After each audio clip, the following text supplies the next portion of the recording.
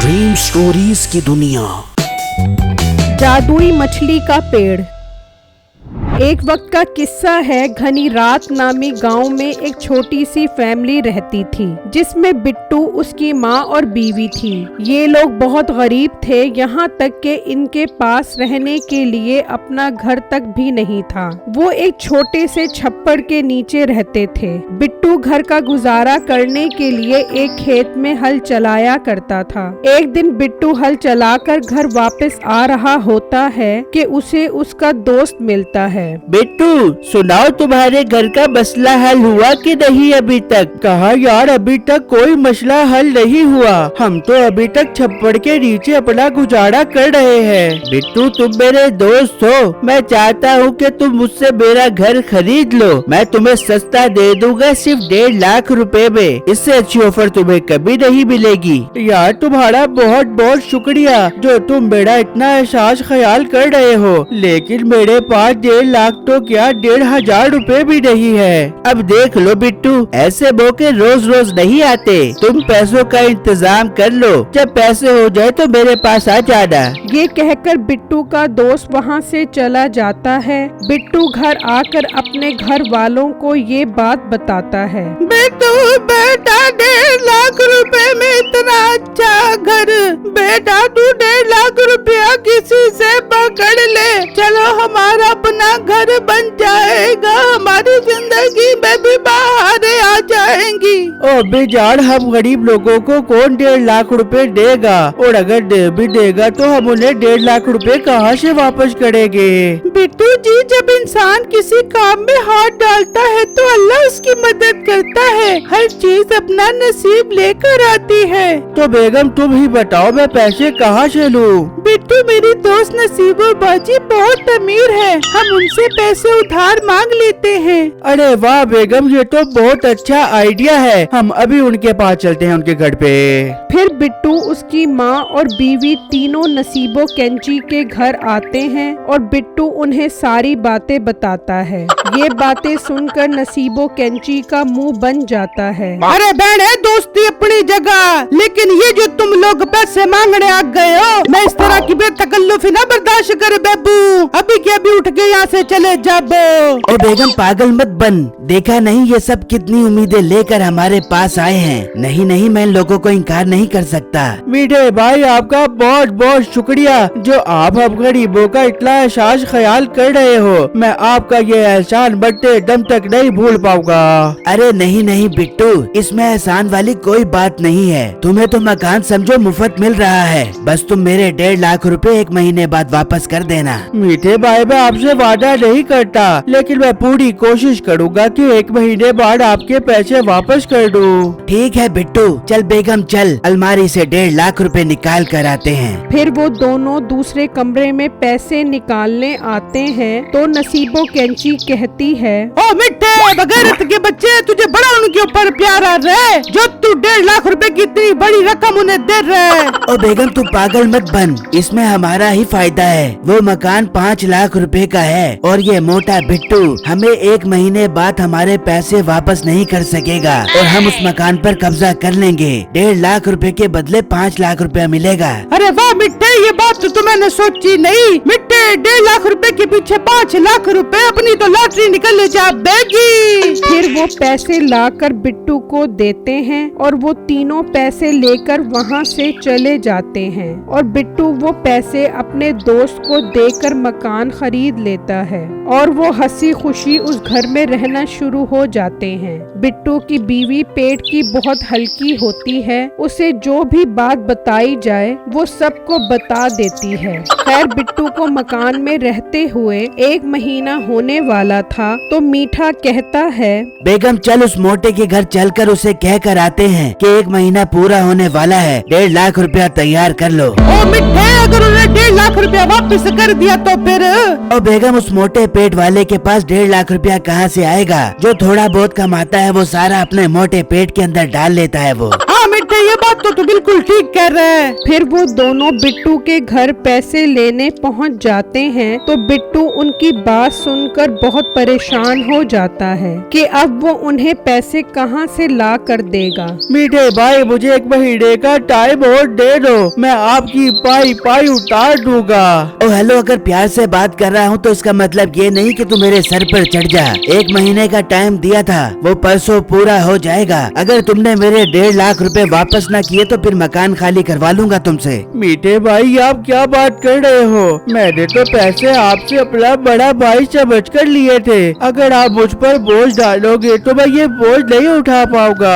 और मोटे बछड़े, अपने मोटे पेट का बोझ तो तू भाग भाग कर उठाता है और पैसों का बोझ तुझसे उठाया नहीं जा रहा। मुझे परसों मेरे पैसे वापस ना मिले तो मकान खाली कर दी। ये कहकर मीठा और उसकी बीवी वहाँ से चले जाते हैं। बिट्टू जल्दी से गांव के जमींदार के पास जाता है और उन्हें सारी बातें बताता है। देखो बिट्टू, तुम एक शरीफ लड़के हो, लेकिन मैं तुम्हें पैसे 1 महीने के टाइम पर दे सकता हूँ और वापस तुमसे सूद समेत लूंगा। ठीक है जमींदार साहब, मैं अपना घर बचाने के लिए कोई भी कीमत अदा कर सकता हूँ। ठीक है, तुम कल आकर मुझसे 1.5 लाख रुपया ले जाना। बिट्टू ये सुनकर बहुत खुश होता है और घर आ जाता है। हाँ बिट्टू बेटा, पैसों का कुछ इंतजाम हुआ? जी अभी जार पैसों का इंतजाम हो गया है। मैं जमींदार के पास गया था, उनसे पैसों की सारी बात करके आ गया हूँ। वो मुझे 1 महीने के टाइम पर पैसे दे देंगे।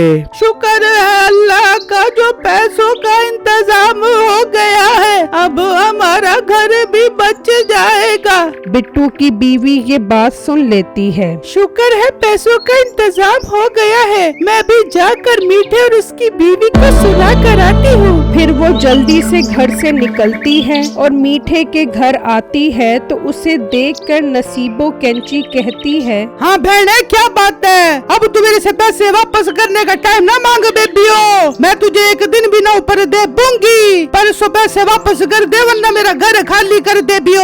और चुड़ैल ज्यादा शौकी न हो, हमने पैसों का इंतजाम कर लिया है। हम परसों तेरे पैसे वापस कर देंगे। ये क्या कह रही है तू? तेरे पास पैसे कहाँ से आ गए? जी हमें जमींदार साहब 1.5 लाख रुपया दे रहे हैं। कल बिट्टू जाकर वो पैसे ले आएंगे, फिर हम पैसे तुम्हारे मुंह पर मारेंगे। ये कहकर बिट्टू की बीवी वहाँ से चली जाती है तो मीठा कहता है, अरे बेगम, अपना काम बन गया। वो जमींदार तो मेरा दोस्त है, अभी जाकर उसे मना कर देता हूँ कि वो इसे पैसे न दे। अरे मिठे, ये तो तूने मसला ही हल कर दिया। जा जा के उसे भी मना कर के आ जा। फिर मीठा जमींदार के पास आता है और उसे बिट्टू को पैसे देने से मना कर देता है। फिर अगले दिन बिट्टू पैसे लेने के लिए घर से निकलता है और जमींदार के पास आता है तो वो उसे पैसे देने से मना कर देता है और उसे बुरा भला कहकर वहाँ से भगा देता है। बिट्टू उदास होकर खेत में आकर बैठ जाता है और अपना घर बचाने की तरकीब सोचने लगता है। तो उसके जहन में एक आइडिया आता है। वो दरिया पर जाता है और वहाँ से मछलियाँ पकड़ कर आता है